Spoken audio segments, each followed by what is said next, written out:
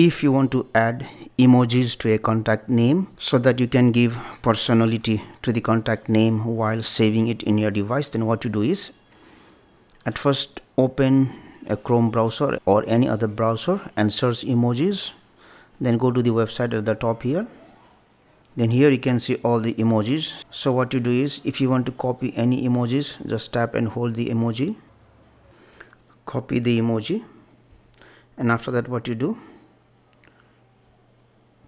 open this phone application, go to contact, and if you want to save a contact, what you do, and here in front or at the end of the name you can paste the emoji. So let me paste the emoji in front. So once I paste the emoji, I can just write the name of the contact, then I can just enter phone number and then save. So once I do it, you can see the contact name will be saved with the emoji. So let me go to the contact, and you can see the contact name with emoji.